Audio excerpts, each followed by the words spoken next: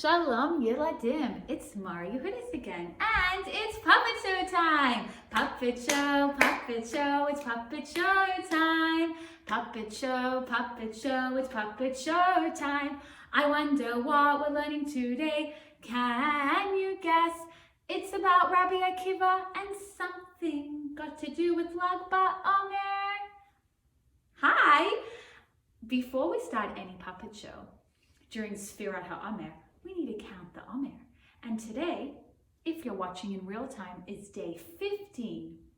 We are getting closer and closer to the Yom Tov of Shavuos, and we're going to be getting the Torah from Hashem, because every year we get the Torah on Shavuos, and we are so excited about it, we count down the days.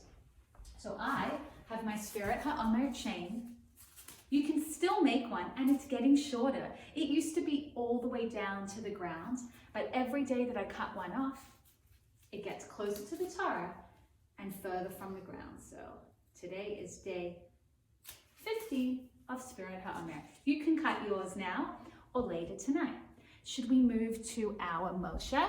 And he is going to move from day 14, and he's going to go up to the new week number 3 of Sfirat HaOmer, and he's waiting to see and get the Torah from Hashem. Now we can start our puppet show, which relates to day number 33 of the Omer. And today is the day we're going to learn why and how. So let's recap what happened yesterday. Before we do, make sure you print out the new things for our puppet show. One of them is hair for Rachel. You can stick it on with some blue tack or sticky tape at the top. And when it's time for her to cut it, you can take scissors and really cut her hair like I did. So that's one thing that you need for this puppet show. Okay, let's go back and talk about what happened. So we have Akiva, and his alphabet is not stuck inside him anymore because of his wife, Rachel. She believed that he could be a rabbi and he could be someone really learned. So she made sure that he would go away to learn, and she would send him money to make sure he could learn all day and he wouldn't have to worry about that. The reason Akiva was able to go was because of the rock and the hole in it. And he believed if water could make a hole on a rock, then Torah could penetrate him, which means go inside of him, and pop, the Aleph Beis could come out, and they did. And more than Aleph Bet came out, he started learning the whole Torah. So we're gonna send Akiva back to yeshiva, goodbye. And we're gonna talk again about Rachel. Now Rachel had to stay home, and she had to make sure to send money to Akiva. And one day she didn't have any money to send him, but she was a determined young woman, and she said, no matter what, I'm gonna find something. I'm gonna find out how to make some money. So what did she do? She took scissors to her beautiful long hair. So you can now touch how long her hair is. And she made sure, wow, to cut her beautiful hair. Let's fix this little sheep. And she took the hair to someone who gave her, here's my hair, gave her money. So if you want to play along, you can take some coins for Rachel. Rachel packed away all the money and she sent it off to her husband Akiva. She is such a wonderful woman. It is thanks to her that Akiva is able to learn Torah all day. Now, after 12 years of learning, Akiva is ready to come home. 12 years where Rachel and Akiva did not see each other. They must miss each other a lot, right? And Rachel was talking to her neighbor. And her neighbor was saying, poor Rachel, you wear such old clothes and you can never buy anything new. I feel so bad for you. Don't you want your husband Akiva to come home? And as she was saying this, Akiva was walking and he was about to come home, but Rachel didn't know. And Rachel was so brave. She said, no, I am so proud of my husband Akiva. If he wanted to go back to yeshiva and learn for 12 years, I would let him. Wow. And you know what? Akiva turned around and went back to yeshiva for 12 years. So 12 and 12, do you know what that makes? That makes 24 years that Rachel and Akiva are not together, they're apart. And Rachel is all alone, even though her and Akiva did have children, so she was with them, but she was by herself without her husband. But she wasn't sad, she was proud of him. And now, are you ready for him to come home? Me too. Okay. Finally, after 24 years, it is time for Akiva to come home. But he doesn't come home by himself. He's got 24,000 students. So you can get your students all together and they're all gonna start marching home. Is Akiva anymore? No, he is Rabbi Akiva. So everybody wants to hear Akiva teach. He was the teacher and he had thousands and thousands of students that loved to listen to what he had to say. So when Akiva was on his way home, everybody in town came out to look for him, to see who is this amazing Rabbi Akiva. And guess who else came? Take out your Kalba Savua puppet, because Kalba Savua was like, who is this amazing Rabbi Akiva? And he came out to look. So I'll put him a little bit in the corner. He doesn't know that it's Rachel, his daughter's husband. Have I seen my daddy in all these years? No. Do you remember? Kalba Savua didn't let Rachel marry Akiva the shepherd. And he made sure to take her out of his house, and they haven't spoken since. Do you think Kalba Savua feels bad? I think so too. He does not know that Akiva turned into Rabbi Akiva. Okay. Now, as Akiva's walking, his students walk in front of him. Okay?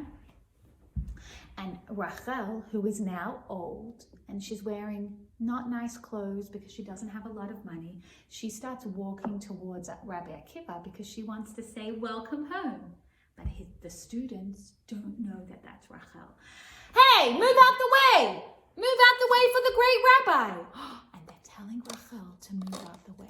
Akiva gets upset and says, hey, everybody, you should thank this woman. This woman, Rachel, made me Rabbi Akiva. If not for her, I would still have the alphabet stuck inside me. And all the students said, I'm so sorry. And they gave Rachel a big, big clap. It was thanks to her that Akiva is an amazing rabbi. I don't know if you were listening last puppet show, but I said that Akiva promised Rachel that whenever he had enough money, he would get her something really special. Some people say it was a clip or a headband in gold of Yerushalayim. You can print that out. I sent it to you. It looks like this. Wow. You see it looks like Yerushalayim? So Akiva gives it to Rachel. We can put it in her hair. And he says, thank you for making me who I am. You are a special, special wife, and I'm so grateful to you.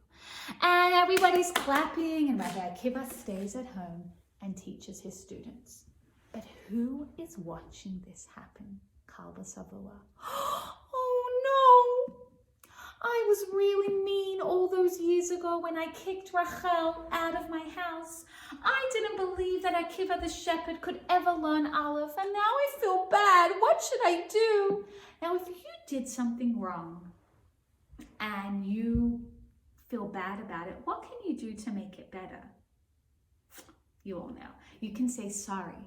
So Kalba Savua really was a great man. He made a mistake, which we all do, and he's going to rectify it. He's going to fix it.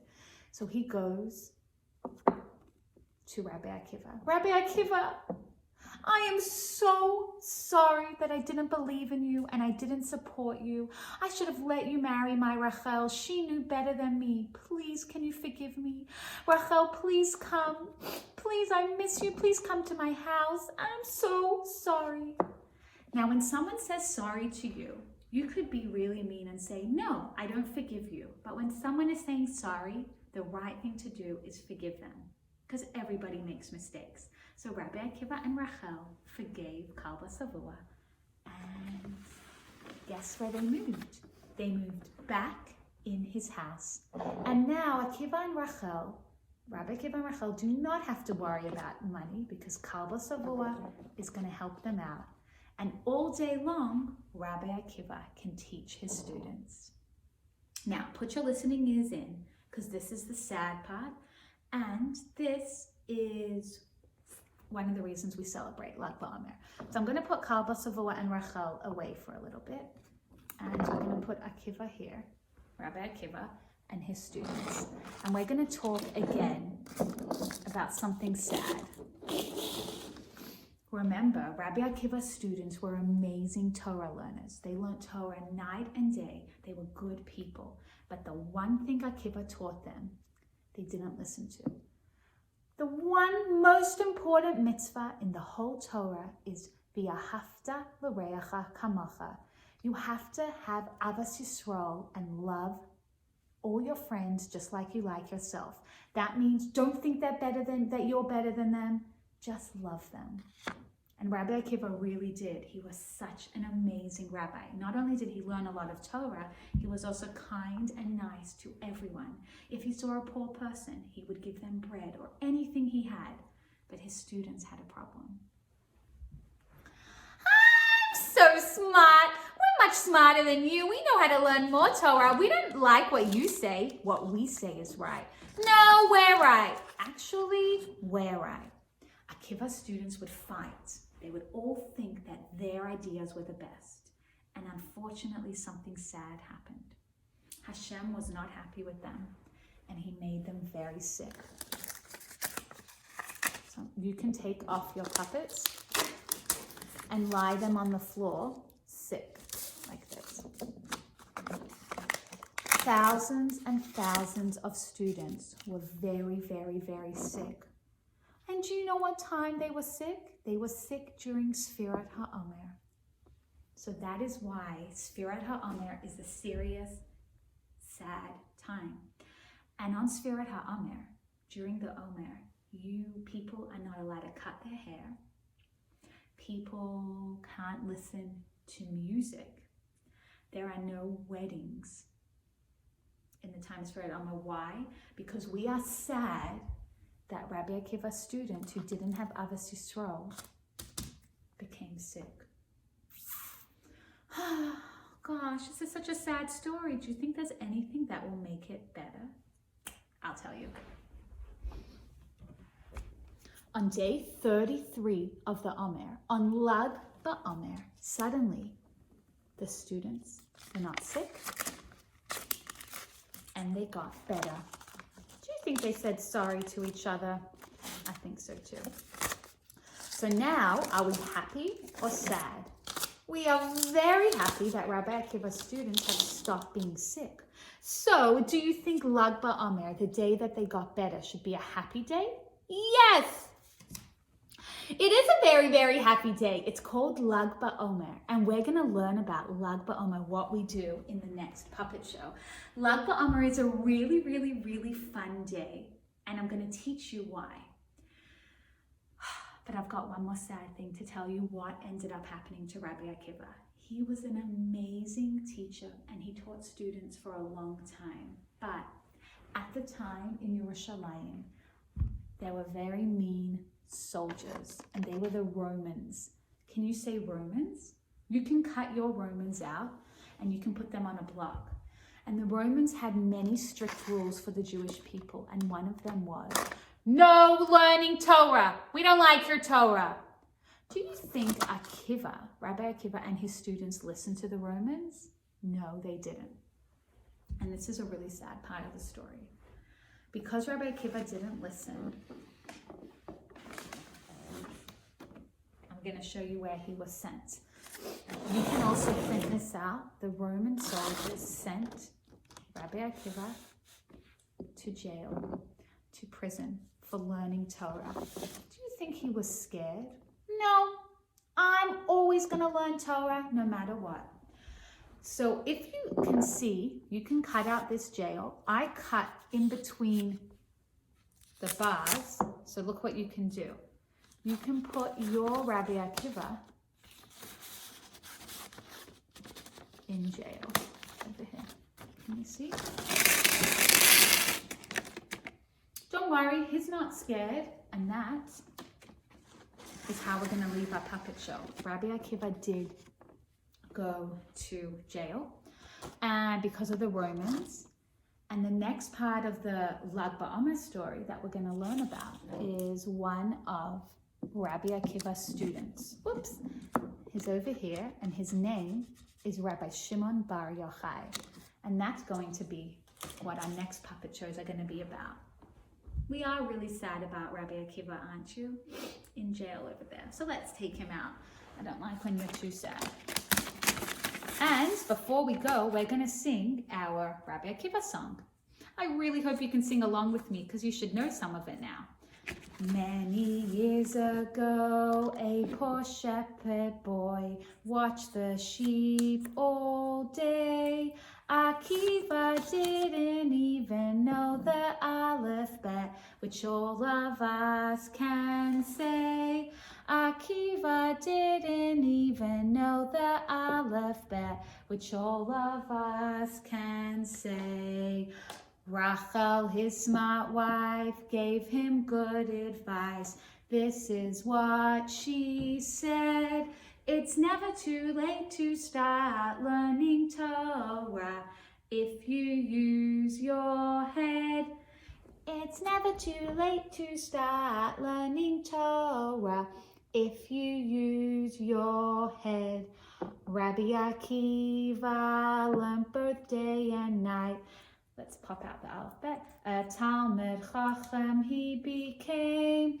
He had many Talmidim, students, who all learned Torah, and we should do the same. He had many Talmidim who all learned Torah, and we should do the same.